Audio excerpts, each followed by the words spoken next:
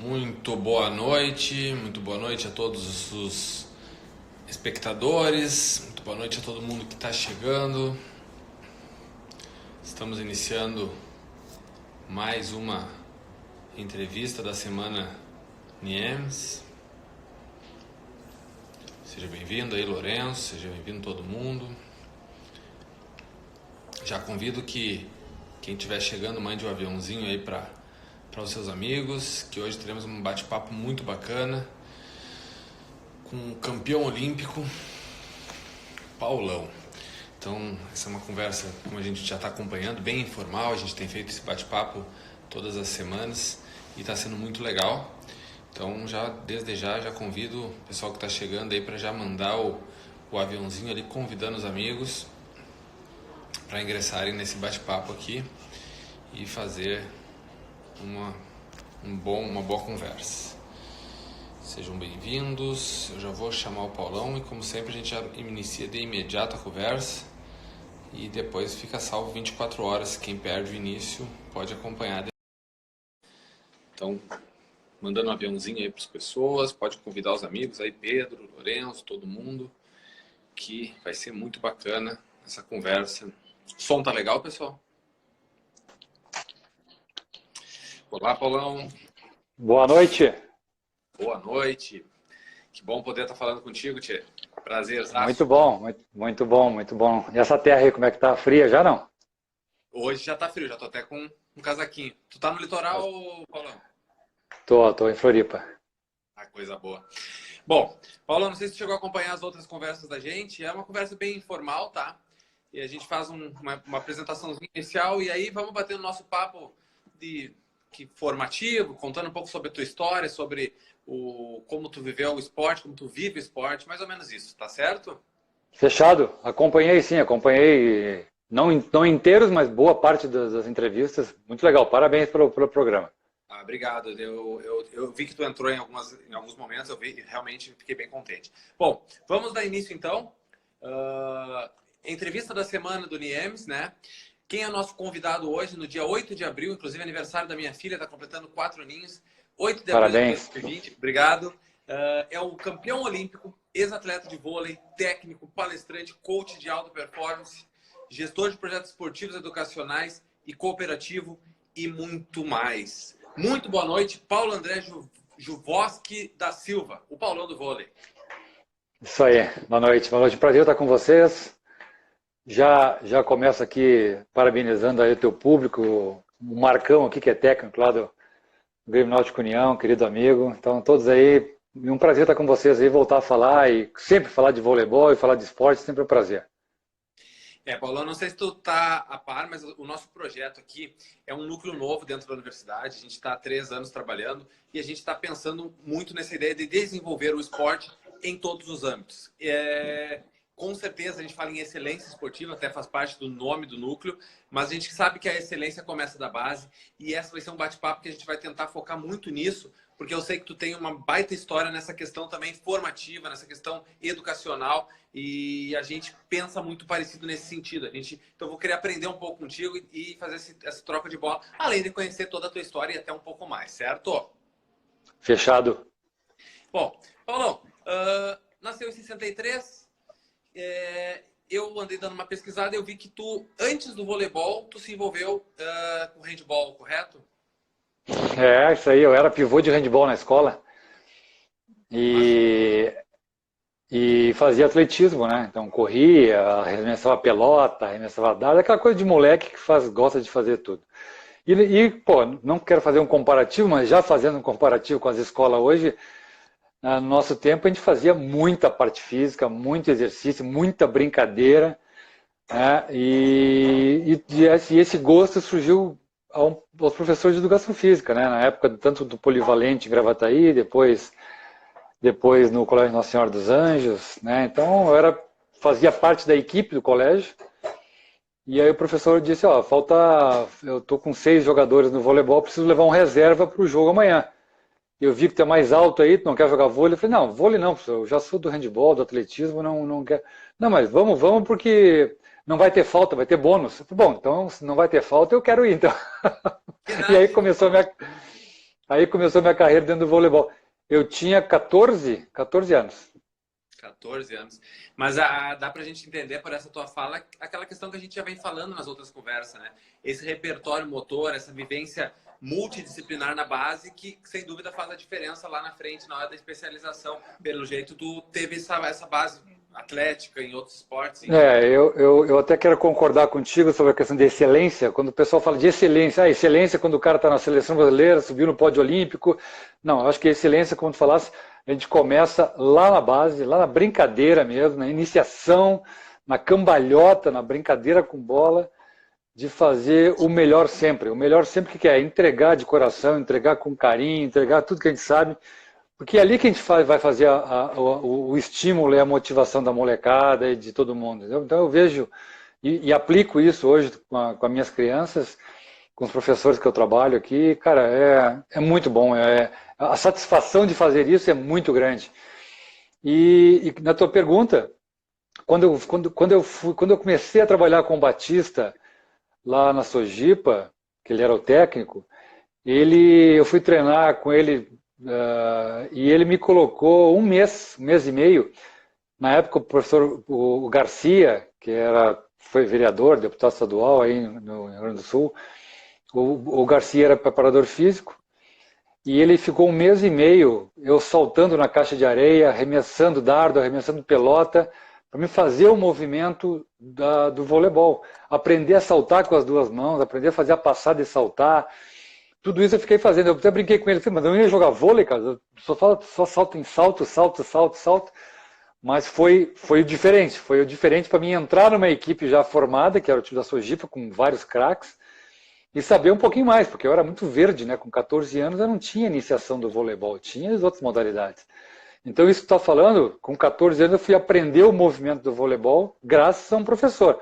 Porque ele podia muito bem dizer o seguinte, Luiz, não tem jeito, não, vai pro handball, vai pro atletismo, porque no voleibol tu não tem jeito.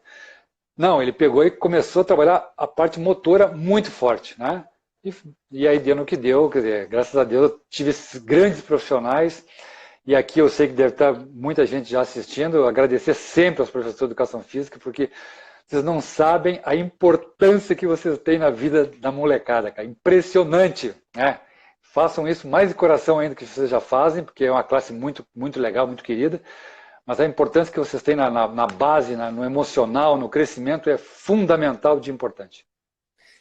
Paulo, tu fala isso e a gente fazendo uma análise aqui, por exemplo, para mim o esporte sempre teve próximo, sempre teve na minha vida, né? E, por exemplo, tu não sabe, por exemplo, como foi legal, como eu te contei esses dias, aquele momento que nós, enquanto seleção de canoagem, que tu veio nos entregar uma premiação lá em 99, se eu não me engano, aqui em Santa Maria.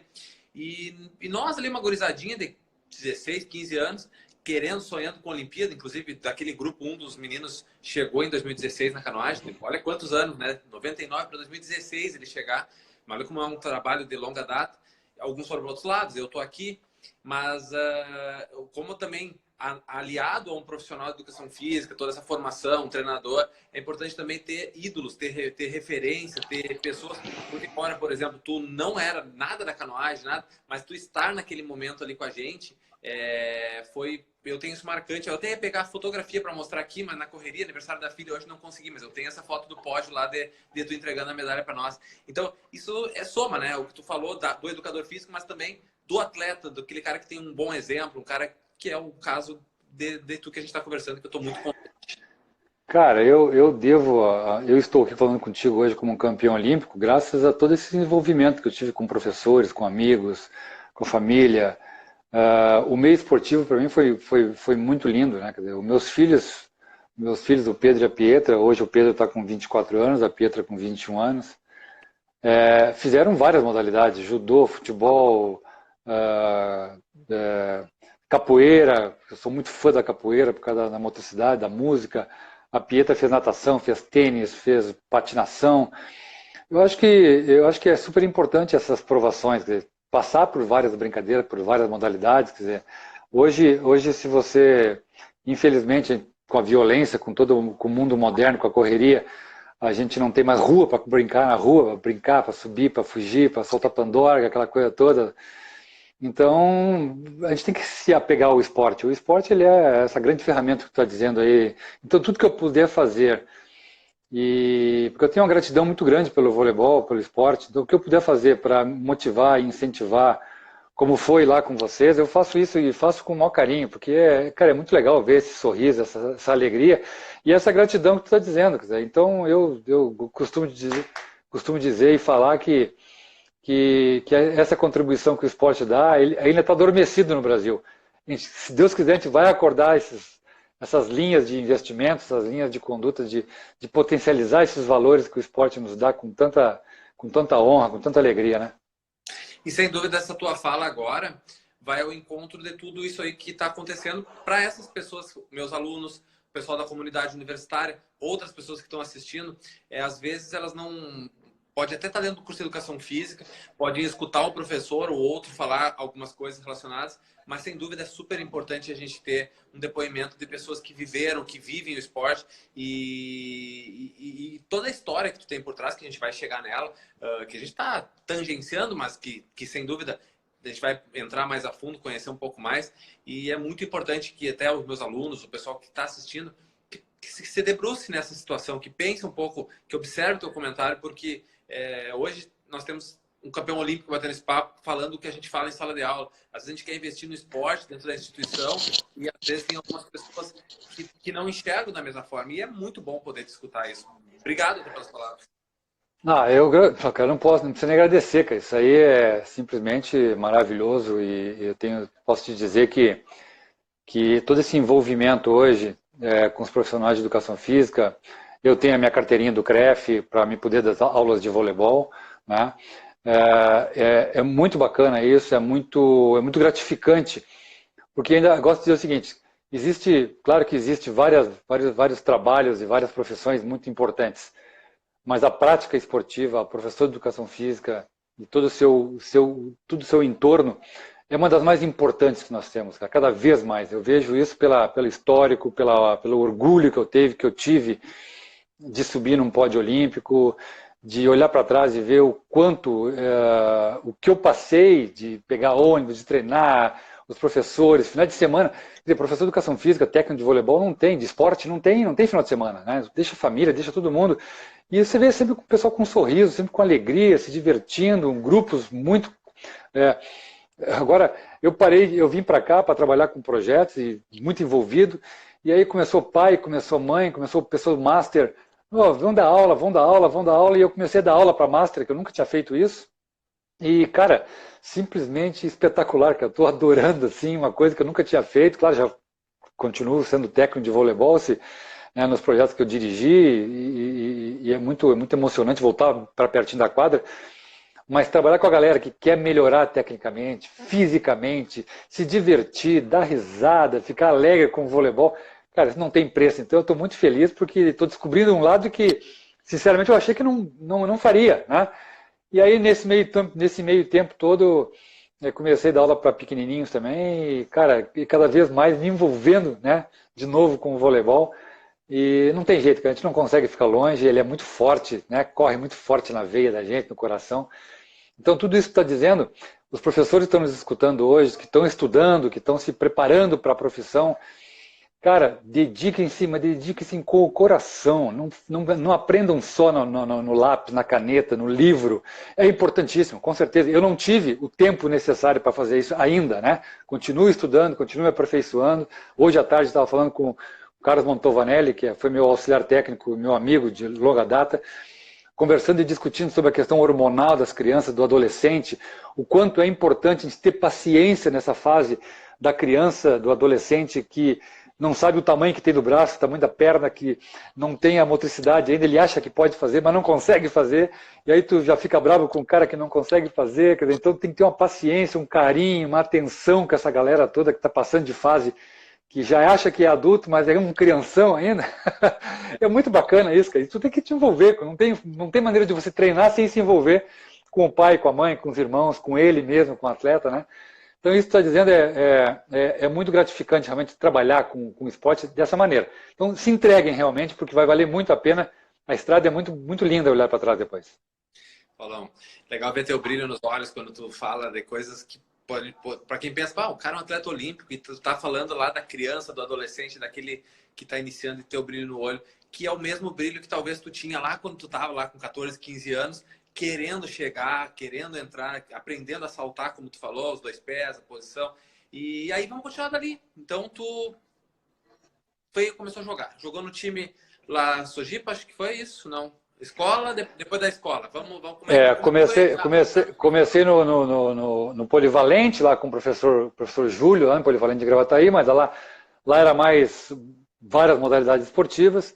Depois eu fui para o Colégio Nossa Senhora dos Anjos, o Gensa, lá em Gravataí. E a partir dali, com o professor Matias, que eu comecei a jogar voleibol. Então o Matias foi o primeiro a me chamar para o voleibol, né? Me deu toda a lapidação inicial de me descobrir. Depois disse, tu tem que treinar num clube, então me chamaram para o clube, quando o Batista me viu jogando, e aí fui fazer o teste na Sojipa. E aí então começou minha carreira de voleibol mesmo, mais treinamento realmente, foi na Sojipa. Depois veio o Grêmio Náutico União, né? O Grêmio Náutico União, aí eu já ganhava carteirinha, já ganhava lanche, já fiquei chique, já comecei a ter patrocínio. Depois do Grêmio Náutico União veio o Sul Brasileiro, antigo Banco Sul Brasileiro, que foi... Que idade, tu sabe de cabeça? O Sul Brasileiro já foi juvenil, né? Já foi, eu acho, com 1 ano de juvenil e depois já virei adulto. Tá, daí vamos lá. Tu ficou, foram o quê? 30 anos no voleibol? Dá pra considerar que ainda faz parte, né? Mas na prática, sim, 29 anos e 8 meses. 29 anos e 8 meses. E na seleção brasileira, 15 anos. 15 anos. Que ano tu foi convocado pela primeira vez? Tu te recorda? Sim, 80 e 84 foi a Olimpíada, 85. 80. Então, olha que peso, né? Tu vai para a seleção, uma seleção que tinha conquistado medalha, né? De prata, né? Isso. 3-0 nos Estados Unidos. E aí vinha para montar uma equipe para buscar uma manutenção, para buscar melhoramentos. E era toda uma renovação ou foi, eu não me recordo, foi... Não, em 85 chegou eu, Carlão, Maurício, Luiz Alexandre, tinha mais uma molecada chegando, e Pampa, né? Então teve uma molecada chegando. E a partir dali a gente começou a fazer muita sombra para os mais velhos, né? Para a Olimpíada, até essa geração continuou sendo mesclada até a Olimpíada de 88, em Seul, que ainda foi bastante veterano, os jogadores mais velhos daquela geração. E aí já foi Paulo Roese, Maurício, o Carlão, eu, Pampa, uma molecada que estava chegando, né? Junto com o Montanaro, o Renan, o William, né? Então uma galera já... Xandó, que não chegou a jogar o campeonato, porque machucou um dia antes, mas estava junto. Então era um orgulho treinar com esses caras, jogar com esses caras, né? Porque eram tudo feras, a gente só via eles na televisão, de repente tá jogando e treinando junto com eles. Até tem um momento engraçado que quando eu fui convocado a primeira vez, e eu cheguei no hotel lá em São Paulo e fui pro quarto sozinho, estava no quarto sozinho, quando bateram na porta, fui abrir a porta, estava o Bernardo na porta. Daí eu falei, e aí moleque, tudo bem? E entrou, né? Era meu parceiro de quarto. E eu falei, caraca, eu fiquei no quarto com o Bernard, cara, nunca tinha, né? Só joguei contra uma vez só. E aí eu deitei na cama e falei, seu Bernard, tá aqui o controle remoto. Ele falou, que seu Bernard, cara, a gente é companheiro de seleção agora, cara. O controle é teu. Eu falei, não, o controle é teu, cara, não vou pegar esse controle aqui. Eu não queria nem pegar o controle remoto do Bernard, mas o seu Bernard no quarto comigo. Então foi muito engraçado ver o respeito que a gente tinha com esses caras, né, cara? Então... E aí eu estava treinando com ele já diariamente, parceiro de quarto, né? Então foi muito bacana, assim, essa chegada na seleção. E depois aí, em 88, a Olimpíada não foi como a gente gostaria, quer dizer, a gente disputou o bronze com a Argentina, perdemos, ficamos em 4º lugar. E aí 89, sim. Antes de chegar na Olimpíada, esse caminho da chegada 85 a 88, como foi essa equipe? Ela era havia muita briga pela manutenção dentro, a vaga olímpica para cada atleta era mais fácil ou era muito difícil? A concorrência por posição era como que funcionou esse processo, esses 3 anos que tu entrou ali? Não, muito difícil, né? Muito difícil porque tinha alguns lugares cativos, né? A gente não ia brigar com o William, com o Renan, né, com os caras Montanaro. Esses caras tinham um nome, um renome, eram craques de bola, fizeram história do voleibol. E aí tinha uma molecada, tinha um pessoal do Minas, muito forte, tinha um pessoal do Sul, eu junto, tinha o pessoal do Rio de Janeiro, um monte de gente, molecada mesmo, né? E o Bebete Freitas foi técnico um tempo, depois entrou o coreano Ang Vanson, Josenildo, foi uma mescla, né? E aí, antes da chegando perto da Olimpíada, voltou o Bebete Freitas, né? Que foi, no meu ponto de vista, um dos maiores bases de técnicos de todos os tempos. Sempre me perguntam quem é o melhor técnico, se é Bernardinho, se é Zé Roberto.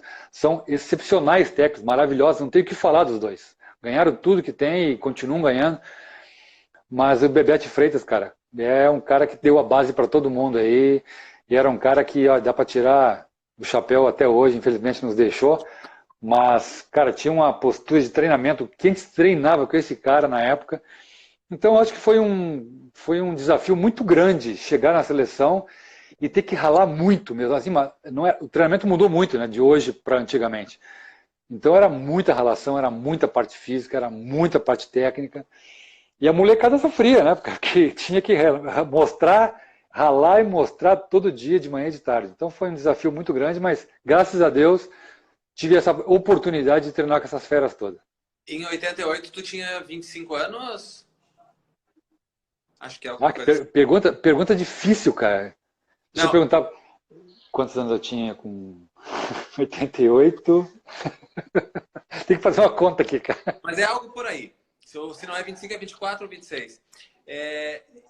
Quando tu recebeu a convocação para os Jogos Olímpicos, isso foi marcante? Assim, bom, agora eu tô indo, vou embarcar para Seul.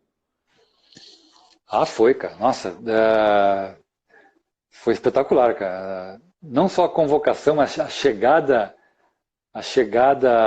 no hotel, receber o uniforme com os aros olímpicos foi algo, cara. Aquele negócio de entrar no quarto e ver a mala com o símbolo da seleção, dos aros olímpicos, com a camisa. Pô, cara, não tem preço isso, cara, não tem preço. Eu acho que o meu nervosismo nem foi ficar entre os 12, foi chegar no quarto e abrir essa mala, entendeu, cara? Eu só sonhava com isso. Então é aquela coisa de moleque mesmo, né? Chinelo, meia, joelheira, cara, tudo com símbolozinho olímpico, cara, a camisa da seleção brasileira, algo assim de ódio, até de arrepiar até hoje, com certeza maravilhoso. Que legal ver esse bate-papo e ver essa sensação. E vamos chegar então lá nessa Argentina, né? Tie break 3-2, muita tristeza? Como é que acabou esse jogo? Eu fiquei muito feliz, foi a primeira partida que eu joguei como titular, né? O Bebeto me colocou na decisão, 3-2, né?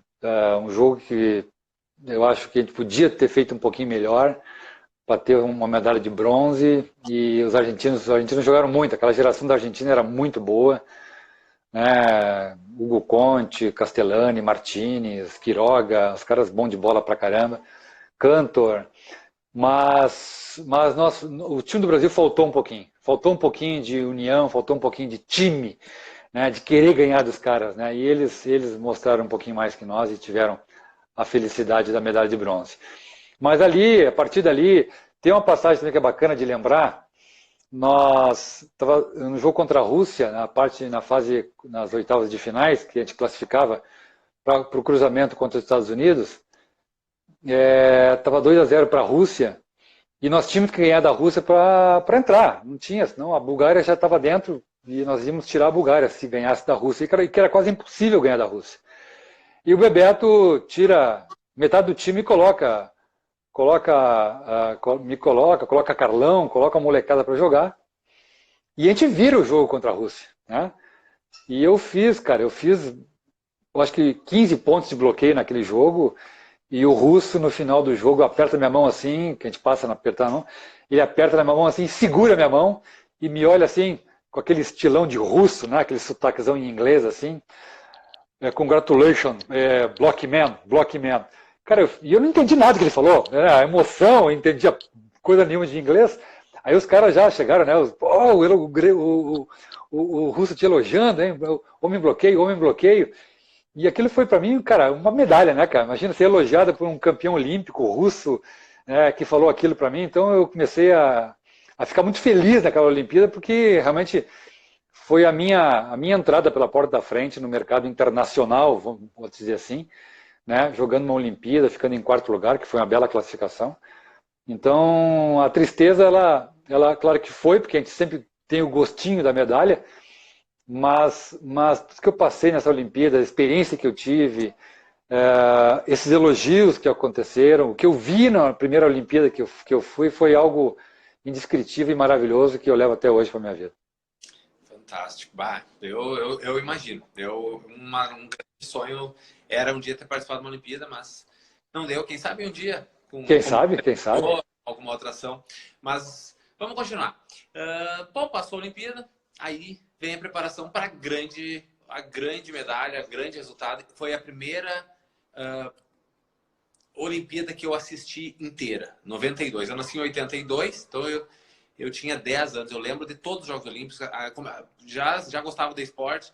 Inclusive, lembro exatamente onde eu estava quando assisti a final. Assisti todos os jogos, só vitória, mas eu lembro do Brasil e Holanda perfeitamente onde eu estava, na casa da minha avó, 3-0, um jogão bem tranquilo, assim, já gritava no quarto piá. Mas vamos lá, de 88 a 92, essa preparação, essa seleção, ela foi muito renovada, a tua posição dentro da equipe foi tranquila? Como foi a tua preparação? A questão física, alguma lesão, alguma coisa que seja marcante nesse período até chegar no 22? Cara, se tu vai falar de lesão aqui, a gente fica 2 horas falando de lesão aqui, de tudo que acontece, entendeu? Então, as lesões aconteceram sempre. Entorce, fraturas, tendinites, então era a mesma coisa que tu piscar o olho ou respirar, né? As ites ombro, joelho, cotovelo, isso é demais. Isso faz parte, né? Faz parte. Não adianta nem reclamar porque faz parte.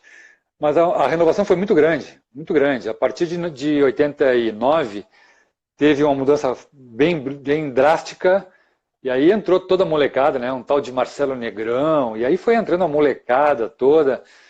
Ficaram alguns remanescentes mais velhos, mas foi tendo aos poucos toda a renovação. 92, o único que ficou de remanescente foi o Amaury. E o Amaury, o Zé Roberto deixou muito claro na época, né? O Zé Roberto, inclusive, que quando assumiu o time para 92, era um técnico desconhecido, até então um jogador muito esforçado, muito técnico, mas baixinho, quer dizer, não tinha uma expressão tão forte, mas era um nome como levantador interessante.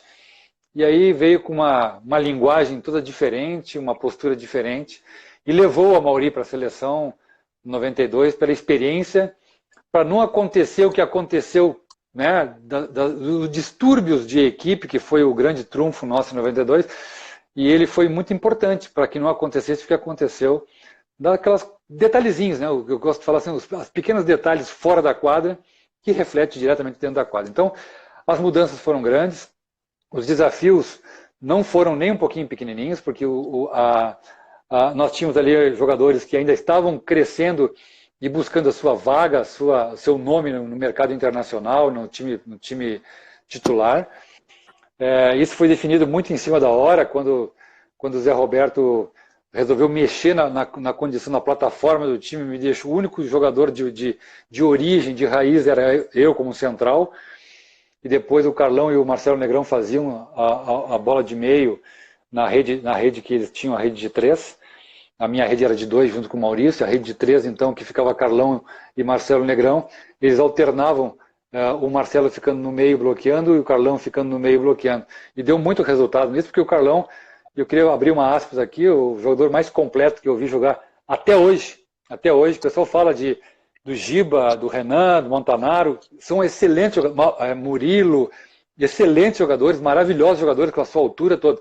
Mas o mais completo, disparado, que bloqueava, passava, atacava na ponta, atacava na saída, atacava no meio, chama-se Antônio Carlos Gouveia, Carlão, nosso capitão. Um cara que não era plasticamente bonito jogando, mas uma garra, uma determinação, brigava com a sombra dele. Ele brigava com a sombra dele, né?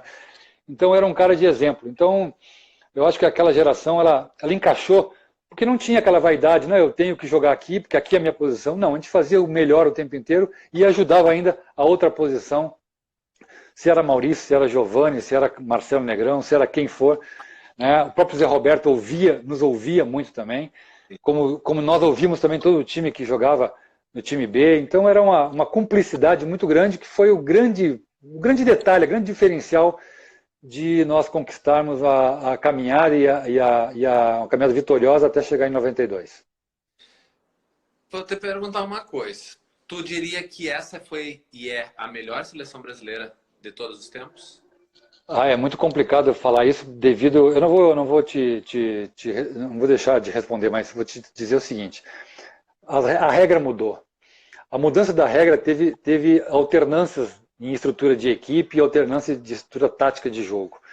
Então é muito complicado a gente falar sobre melhor time, melhor jogador, né? Porque você, no momento que arma um time, que você tem muita jogada pelo fundo, no momento que você joga um time, que tem um Giovani que bate uma bola chutada na ponta como se fosse uma chutada de meio, o Marcelo Negrão, que era um oposto, que bate tempo atrás e tempo na frente. Se eu for fazer um comparativo de opostos, né? E eu joguei com esses caras. Também joguei com grandes jogadores, como um Xandó da vida, como o Renan, joguei com o Montanari, que batia qualquer bola de picar na frente, sair para a entrada, para a saída. O que eu vou dizer, né, cara? Não tem como dizer, mas eu vivenciei uma geração que ganhou fora da quadra, né? E o reflexo foi dentro da quadra. Então, e joguei 3 Olimpíadas, né? Foi 88, 92 e 96. E todas eram muito boas, né? Mas aquela encaixou. Então, com certeza, o encaixe, e tu chegar ao ouro olímpico, com certeza eu vou te dizer que foi a primeira medalha de ouro. Até eu trouxe, tá aqui, ó, do meu ladinho, que eu gosto sempre de mostrar. E eu sempre gosto de mostrar porque, cara, é uma medalha que eu tenho uma gratidão muito grande por ela e pela maneira que a gente conquistou, né? Todo mundo sabe, eu sou de Gravataí, no Rio Grande do Sul, e a chegada em Porto Alegre, a chegada em Gravataí foi algo simplesmente espetacular, emocionante.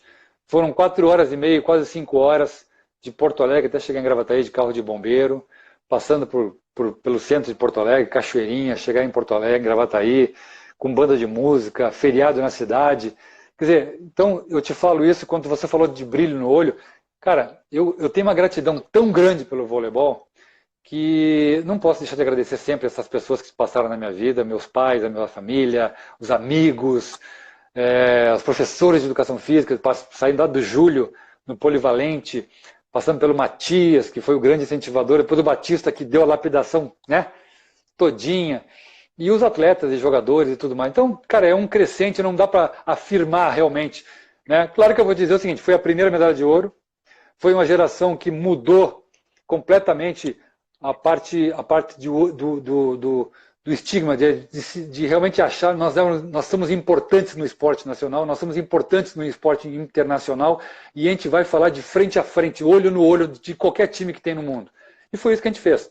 E a gente conseguiu, mesmo olhando para cima no time da Holanda, lá que era gigante, a gente conseguiu tocar um 3-0 na final olímpica. Né? Então, acho que tudo isso eu respondo dizendo sim.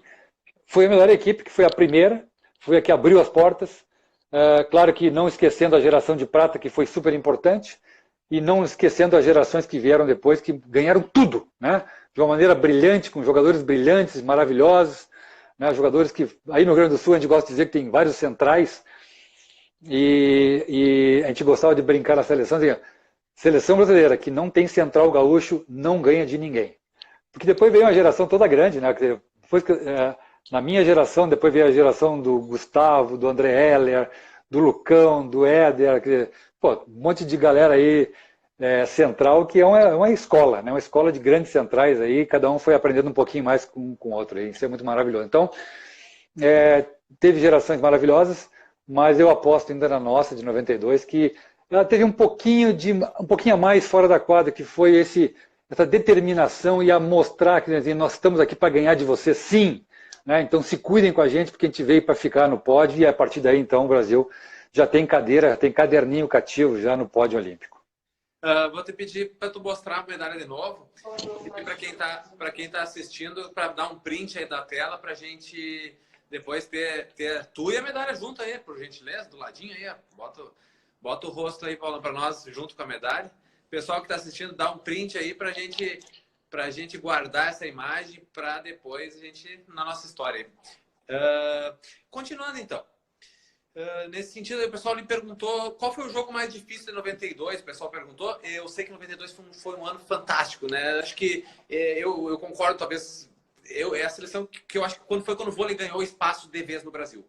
Passou a ser futebol e vôlei. Eu acho que 92 foi o divisor de água. Talvez 84 foi bom, foi prata, beleza? Mas o ouro, esse ano, ganhando tudo, passando, sobrando. Sobrou. Final de 3-0 contra os caras gigantes, como tu falaste, né? Então, nesse sentido, qual foi o jogo mais difícil? Afinal, acho que não. Eu acho que o jogo mais difícil pelo lado emocional foi o jogo contra os Estados Unidos, porque já era a fase classificatória, não era mais a fase classificatória, era a fase decisiva já, e a gente entrou muito nervoso no jogo contra os Estados Unidos, inclusive, e até respirar, até botar o pé no chão demorou bastante. E os americanos eles têm uma tática de jogo muito encardida, né?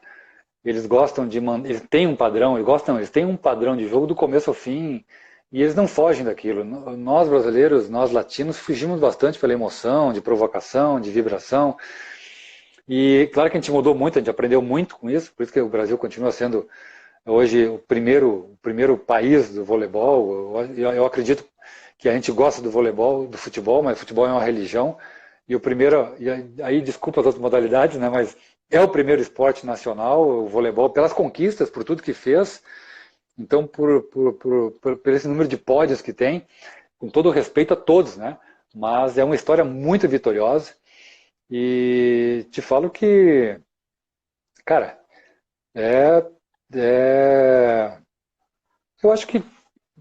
eu acho que assim, ó, não dá para garantir muitas coisas em relação a só vitória, a só gerações, a só medalhas, a só conquistas, entendeu? Tem todo esse histórico por trás, então não sei, são perguntas muito complexas. Mas eu queria também e vai ao encontro uma coisa que tu falou, Paulo. Em algum momento ali tu estava repetindo várias vezes, em alguns momentos agradecendo alguns professores, alguns técnicos. Isso eu acho tão legal, porque assim, ó, tu é um cara que ganhou tudo e a gente por vezes conhece gente que foi um atleta, mas que às vezes a coisa sobe a cabeça de uma certa forma que passou, não tem mais valor que o que passou. E aqui tu já recorrente agradeceu e relembrou, e isso é uma coisa que eu passo muito para todo mundo que eu tenho acesso, que eu tento te ajudar a formar, essa questão de ter a humildade, essa questão de ter o reconhecimento, porque ninguém chega em lugar nenhum dizendo que cheguei, fiz e aconteceu, na minha opinião. Eu acho que a gente deve a um monte de gente, a gente, claro, tem o nosso esforço, que se nós não fizermos por nós, também não vai dar certo. Mas super bacana ver essa tua humildade e acho que isso é fundamental. O que tu acha a respeito? Olha, eu te agradeço, mas eu acho que cada um tem uma história, não dá para dizer o que é certo e o que é errado, né? Mas não existe, né, essa questão do esporte certo e errado, mas principalmente a gratidão de eu estar aqui hoje falando com vocês foi uma série de pequenos aprendizados, né? E isso continua para o resto da vida, não tem como, o esporte ele tem essa beleza, esse brilho todo, né, que a gente aprende sempre. Mesmo quando nós fomos campeões olímpicos e perdemos um jogo amistoso contra a Alemanha, que nem estava na Olimpíada, os caras deram volta olímpica, botaram We Are the World, hastearam a bandeira da Alemanha, porque ganharam dos campeões olímpicos, não ganharam do Brasil. Foi quando caiu a ficha na nossa cabeça, os caras vão jogar final de Olimpíada sempre com a gente, né? Porque eles querem ganhar da gente de qualquer maneira. Então, você olha para trás e tem todo esse histórico. E eu tenho essa gratidão no coração porque, cara, foi muito importante. Eu sei de onde eu saí, aonde eu cheguei com o voleibol. Então, no meu ponto de vista, pode ser bem diferente do teu ponto de vista, de um aluno, como de outros campeões olímpicos, como o próprio Giovanni, que era meu parceiro, Marcelo Negrão e tantos outros. Cada um tem uma visão diferente. Mas eu continuo que eu tenho certeza que isso para mim foi o meu combustível, entendeu? Que eu consegui chegar, começando com 14 anos, chegando numa Sojipa, que era um clube bem difícil de entrar, naquela época muito mais ainda. Depois fui galgando ponto a ponto, né? Até a primeira convocação para a seleção gaúcha. E aí foi, né? A primeira viagem que eu fiz foi para Aracaju de ônibus, né? 3 dias e meio para ir, 3 meses. E feliz da vida, cara. Feliz da vida, feliz da vida. Primeira vez que eu saio do estado do Rio Grande do Sul, mas pá, assim, ó. Cara, que coisa linda isso, maravilhoso. Então, você entender o seguinte, eu tô no jogo? Tô, então vou fazer de coração, vou fazer bem feito. Eu acho que foi isso que eu fui aprendendo, né? Fazer de coração. Eu acho que o meu slogan sempre foi esse, gosto disso. Já me chamaram de tudo, mas continuo usando o coração, que eu acho que é a satisfação de você depois bater um papo, conversar e contar realmente esses detalhes. Não fica mascarando, não, porque eu fiz isso, eu fiz aquilo. Sim, eu fiz isso, fiz aquilo. Mas eu fiz isso graças ao meu coração, graças às pessoas que me ajudaram. Então eu tenho que lembrar sempre isso, cara. Não tem jeito, não, é impossível não lembrá-los. Que orgulho estar falando contigo, Tio. Muito obrigado de novo. Vamos para 96. Eu diria que 96, né? Olha que carreira. Vamos só pensar assim. Cara, o cara treina a vida inteira para uma Olimpíada. Simplesmente eu estou conversando com o cara que é ouro, quarto e quinto colocado. Né? Tu teve entre os 5 em 3 Olimpíadas. O que é isso? Que bagagem, coisa boa poder contar isso, né? Porque às vezes a pessoa só pensa, é ouro, mas não é só o ouro. Tem toda a história para chegar. Chegou um tie break, não foi bronze, e ainda ganhou todos os jogos depois de ser eliminado para ficar em quinto, 2 jogos, né? Em 96. É história, né? Cara, não só história, como gratidão de novo, né? Porque 96 ela teve um gostinho, claro, muito amargo. Nós tínhamos uma equipe mais competitiva que 92, mais bem preparada para 92. Só que o único detalhe que a gente esqueceu, que tinha Olimpíada e tinha jogos de voleibol na Olimpíada de Atlanta. Porque Barcelona era vôlei, vôlei, vôlei e mais vôlei. Não tinha celular, não tinha internet, não tinha nada. 96 já tinha torcida, tinha ingresso para o torcedor, tinha ingresso para o patrocinador. Quem é o patrocinador que vem? Que hora vai transmitir os jogos? Né? Liga para os caras para avisar que vai passar o jogo tal, que é importante ele estar me vendo. Os italianos vão estar olhando. Mas também tem um jogo do adversário, vamos analisar o adversário. Então, o adversário sempre era o último a ser lembrado. Claro que o reflexo foi, muito claro, né? Ficamos em quinto lugar e perdemos uma Olimpíada fora da quadra. Né? O que a gente fez de bacana em 92, de maravilhoso, de lindo, de ouro em 92, nós deixamos de fazer em 96. Mas aí que vem toda a parte de orgulho de participar de uma 88, vim junto com aquela geração que era 84, que era geração de prata, nomes maravilhosos, 92, ouro, invicto até hoje na história, quer dizer, outro dia eu fui ver estava vendo um relatório, que aí eu te falo com orgulho, o relatório de todas as seleções de vitórias, a equipe mais vitoriosa de todas as Olimpíadas está de 92, o voleibol masculino de 92, comparado com os americanos de 96 não foi eles, 2000, esqueci quando é que foi o comparativo deles, mas por quê? Porque em 92 a gente só perdeu 3 sets. Sim. E os americanos tinham perdido 8 sets, parece alguma coisa desse tipo. Então, quer dizer, é uma coisa inédita realmente isso, né?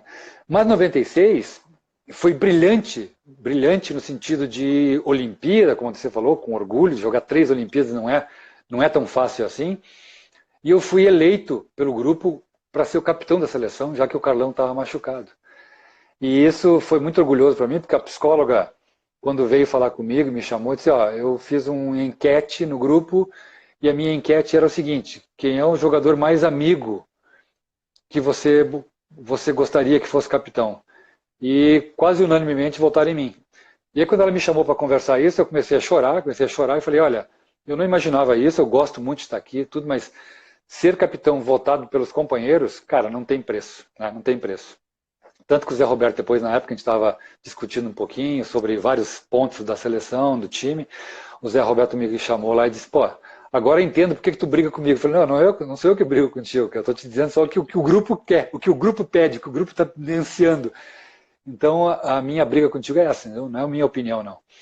Então, foi muito orgulho, eu levo a minha camisa, inclusive, para as palestras, eu levo essa com a tarja de capitão, porque foi muito bacana ser escolhido como capitão numa Olimpíada, pelo grupo. Né? Então, isso fechou com chave de ouro para mim. Claro que a classificação não era o que a gente gostaria, a gente sonhava em ser bicampeão olímpico, tinha condição para isso, mas achou equipes com mais disposição, com mais garra, com mais determinação que nós e com foco mais no voleibol do que nós. Então, mas, como tu falasse, é um orgulho jogar 3 Olimpíadas. Eu tive mais 3 depois para trabalhando, mas jogar 3 Olimpíadas, vestir a camisa da seleção, cantar o hino nacional, com esse orgulho, graças a Deus eu pude fazer isso com o maior prazer, com o maior orgulho realmente. Muito bom mesmo. Além disso, foi eleito em algum momento como segundo melhor bloqueio do mundo, né? Melhor bloqueio do Brasil. Tu mesmo falou ali que o russo te apertou a mão.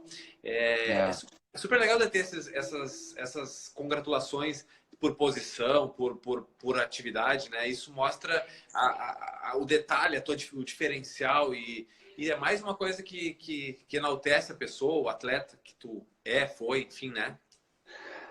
Sem dúvida. E como eu falei, a nossa escola de centrais aí no Rio Grande do Sul mostra isso, né? Mostra o Lucão hoje, o Éder, que foi também foi destaque, André Heller, o próprio Gustavo foi o melhor bloqueio do mundo.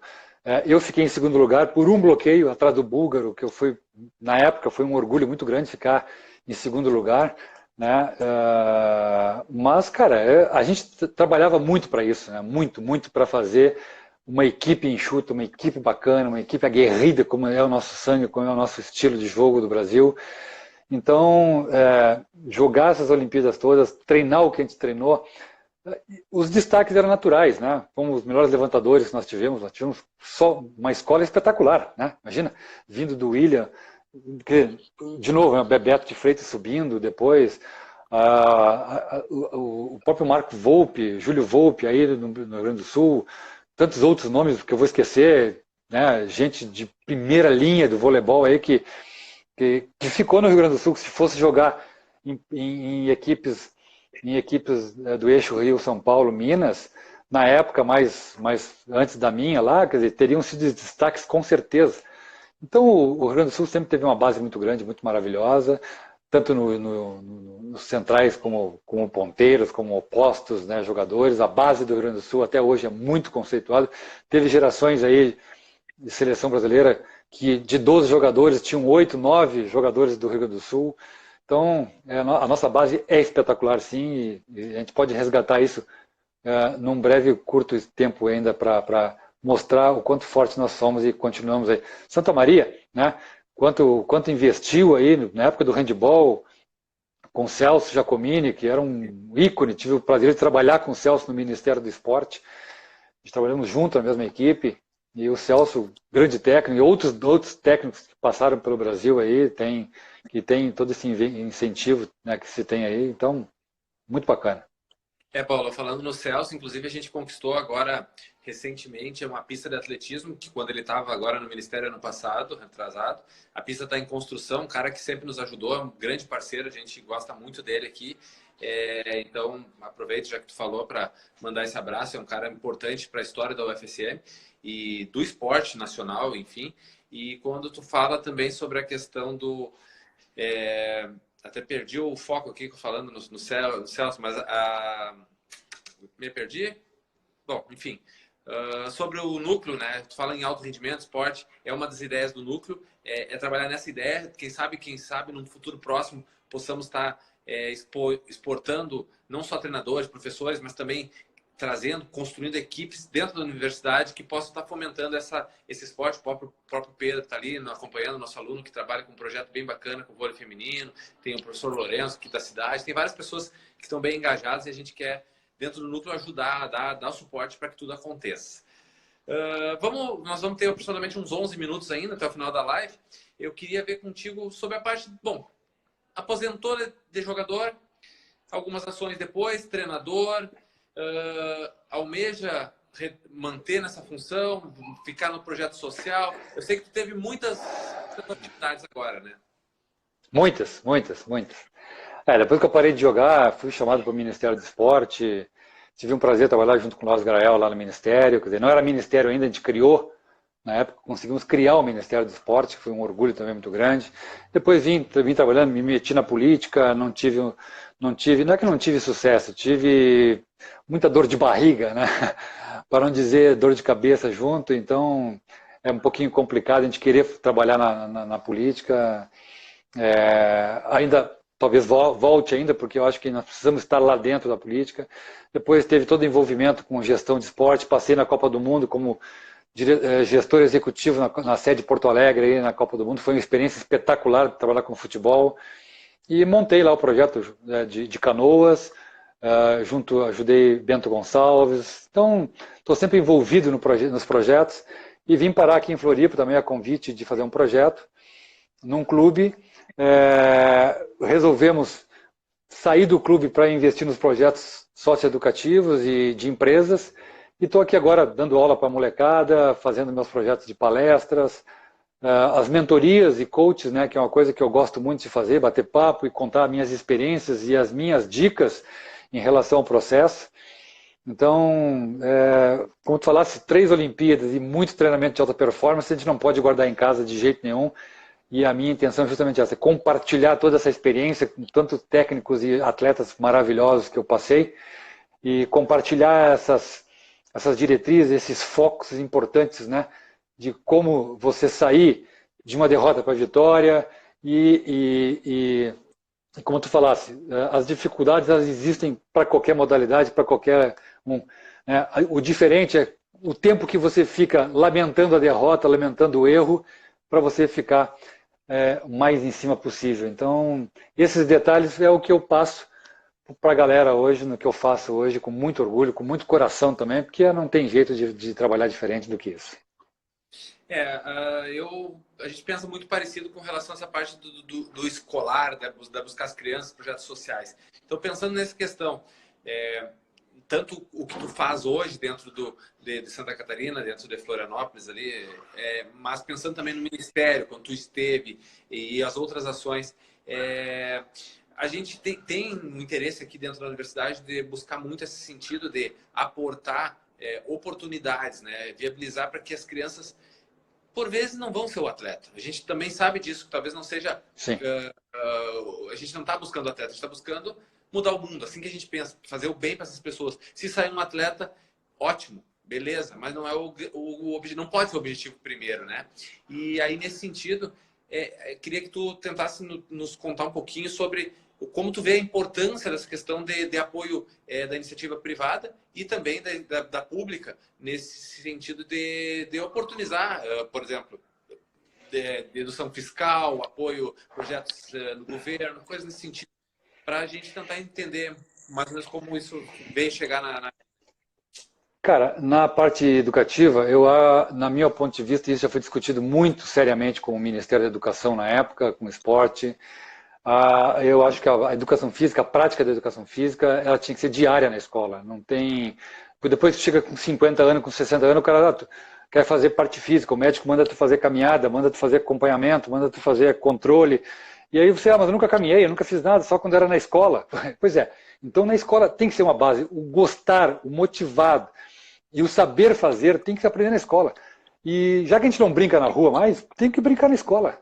Então, fazer prática esportiva na escola não é só fazer vôlei, basquete, atletismo, futebol, aprender toque e manchete, não.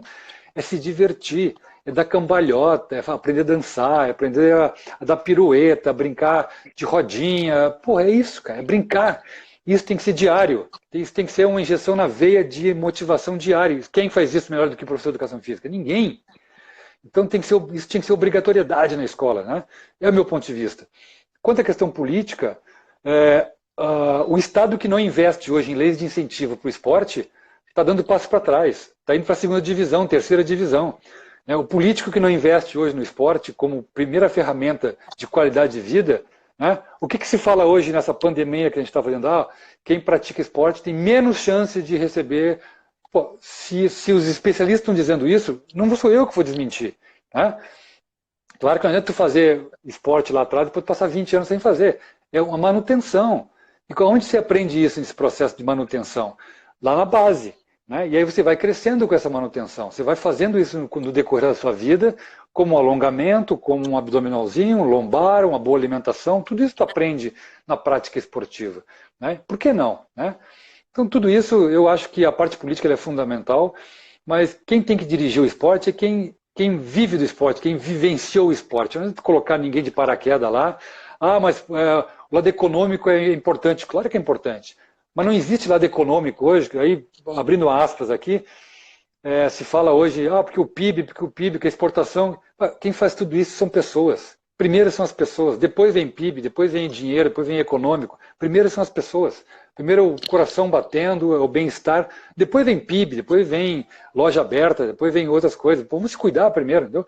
Então eu vejo aí um monte de gente fazendo parâmetros. Ninguém tem parâmetro, cara. Nunca passamos por isso. Nunca passamos por uma epidemia.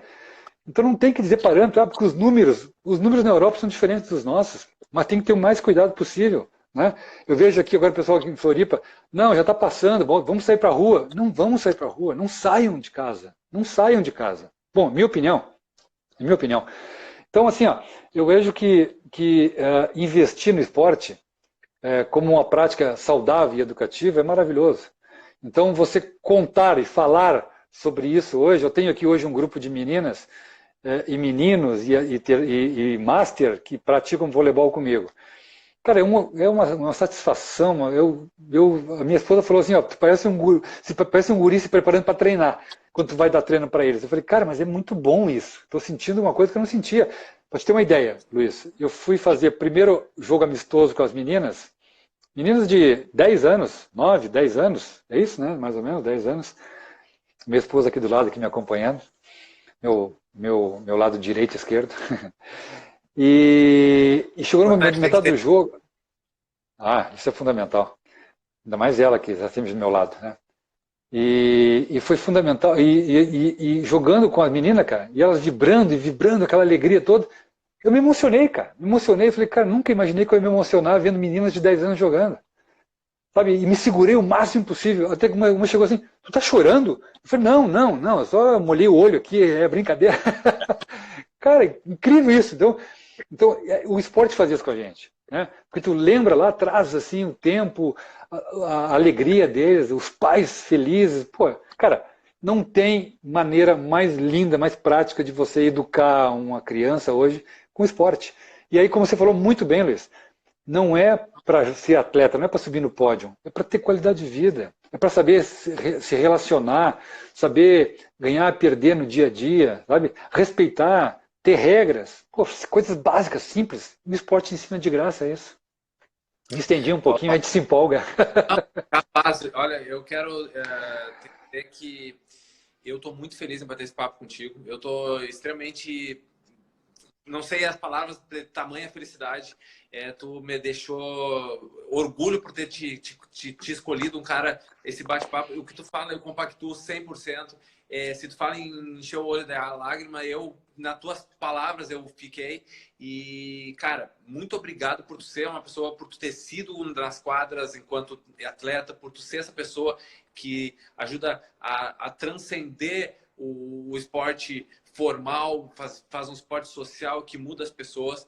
Então, assim, de coração, em nome da Universidade Federal de Santa Maria, em nome do NIEMS, eu te agradeço demais por esse espaço, por essa hora que tu dedicou a tua vida para estar aqui com a gente conversando. A gente está muito contente, fantástico. Então, a gente tem aproximadamente 1 minuto e meio para tu fazer o teu encerramento. E muitíssimo obrigado. Tenho certeza que essa nossa parceria a gente vai manter. Eu ainda Show de bola. Para o evento, a gente vai organizar algumas coisas juntos. A gente tem várias ideias em prol do esporte aqui. E quando eu conte. Me procura, conte comigo, com certeza. Ainda mais Santa Maria, Rio Grande do Sul. Maior prazer. Eu queria deixar um grande beijo carinhoso para toda a classe da educação física, profissionais que continuem se dedicando, não fiquem preocupados não, porque vai valer muito a pena. Tenho certeza absoluta que vai valer muito a pena se vocês fizerem com a essência de vocês, com os valores que vocês acreditam e conhecem. E eu queria uma parte tua só para mandar um grande beijo, carinhoso, porque a saudade é muito grande do Rio Grande do Sul. Você sabe que eu sou muito ligado à terra, mas a associação aí dos criadores de ovelha da raça Texel, do pessoal do quarto de milha, dos crioulos. Então, um pessoal muito querido, sempre tive muito junto com o pessoal aí dos campos, aí, muita saudade das fazendas aí. Então, meu carinho especial e te agradecer essa oportunidade de bater um papo contigo aí, estou sempre à disposição. Então, tá, muito obrigado. Deve cair a live em qualquer momento. Então, muito obrigado, foi um grande prazer. Na sexta-feira, convidamos todo mundo para assistir com a Raquel, seleção de rugby. é a nossa bate-papo. Paulão, muito obrigado mesmo. Abraço Valeu. a todos e até mais. Valeu! Obrigado. Tchau, tchau. Tchau.